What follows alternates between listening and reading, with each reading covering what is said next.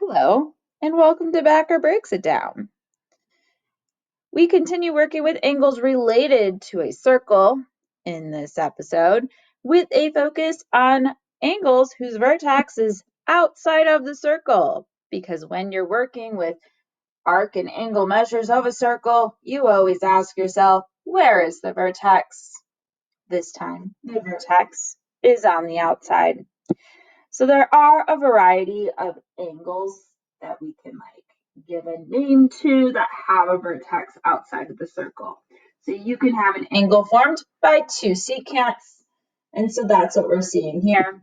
And so angle A is a secant angle. All right. You can have an angle formed by a secant and a tangent. That's what we have here. And that would be a secant tangent angle.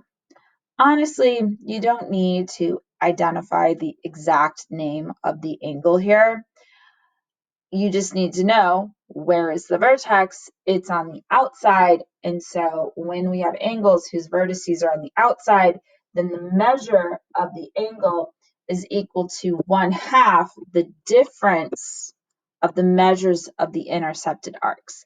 Because notice that angle A is kind of going through the circle and intersecting the circle at two different arcs, arc BD and arc CE in that diagram there. And so I want to find the difference of those two arcs. Now there is a third angle with a vertex on the outside. It's a tangent angle, and this one's kind of special, hence why it got its own screen. I can still totally use that rule where the angle is half the difference. So half the arc difference. That would so totally work here. And that's what they're using over here. So the angle B is half the difference of the two arcs. The two arcs are 240 and 120. There is another relationship that applies only to a tangent angle. And we previously addressed this relationship, and that is that the sum of the measures of a tangent angle and its minor arc is 180. So the tangent angle that we're talking about here is angle B, and its minor arc would be AC. So angle B and arc AC add up to be 180, and notice that that would totally make angle B 60. So both rules work for the tangent angle, okay? So where is the vertex? Outside of the circle. And so the measure of the angle is half the difference of the two arcs. And if you don't like fractions, then 2 times the angle is the difference of the arcs. And the tangent angles, those guys are special. That rule works, but they also have their own special rule of the tangent angle plus the minor arc is 180. Okay, but you can honestly get by for all the vertexes on the outside using angles half the difference of the two arcs. Okay, so let's take a look at some examples here. So problem number 5 says find the measure of angle G. So obviously they are denoting angle G with the question mark. So this one's nice and easy because I don't have any algebra. I just have to identify my two arcs. So the first arc that angle G hits is that 57-degree arc. The next arc that angle G hits is 175. So angle G is going to be equal to half the difference of those two arcs. Sorry about that. So I'm going 175 minus 57, and I'm taking half of that. So I think I already did this math. Oh, wow, I did all the math. So ignore everything else. So that was half of 118, which turned out to be 59. So I'll just write that here. I didn't know I put it all on the same page, but apparently I did. So angle G is 59 degrees. Now in number 6, where's the vertex? It's on the outside of the circle. But what's really special about number 6 is that this is that tangent angle. And that tangent angle, there's a really special rule, and it's quicker and easier, especially for this problem, because honestly, all they did was give us that 120-degree arc, and we're like, what, that's enough?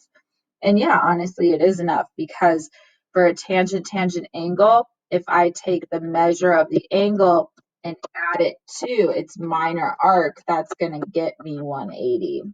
So I can take the measure of angle Q and I can add that to the minor arc of 120, and that's going to get me 180. So that means that the measure of angle Q is 60 degrees. Because that nice little special rule for tangent angles works out for tangent angles. So honestly, in number 17 or in number 7, I could probably use that rule again, because like angle C is a tangent angle, so I can use the rule that says, my goodness, I don't know why I can't just stay where it's supposed to be, right? I can use that rule that says the minor arc plus the tangent angle is 180, and that would work. So I can go, I guess I'll just write it beneath it if it doesn't want to skip on me.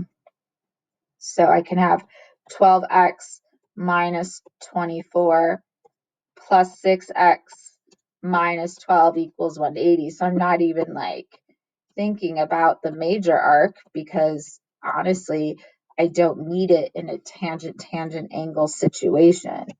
So I'm just going to use some algebra, get me 18x minus 36 is 180, add 36 to both sides. So that would be, let's see, 216, and then divide both sides by 18, and so that would be 12. So that would be the measure of x. Okay, so I was able to use the tangent angle rule in number 7 because, well, angle C was a tangent angle. So let's check out a non-tangent angle, right? So like in number 8, angle E is not a tangent angle, but the vertex is on the outside of the circle. Considering there's some algebra involved here, I do like the formula that goes 2 times the angle equals like the difference of the 2 arcs. So I'm just going to write that as the arc difference. So I do like that one. Okay. Yeah, anytime I'm using algebra, I like that one. So I'm going to have 2 times the angle. So the angle is 2x plus 24. I'm sorry, plus 14. And then the arc difference. So I do want to take the bigger arc of 6 plus 14x and subtract the smaller arc of 58. So this would be like my setup. Sorry about that. Okay.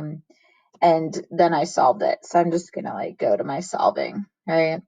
So I had 4x plus 28 is equal to 14x minus 52 at that point. Get x's onto one side, the constant on the other, do the division, you get that x is equal to 8. So where is the vertex? Outside of the circle. And so the measure of the angle is half the difference of the 2 arcs, or you can go 2 times the angle is the difference of the 2 arcs.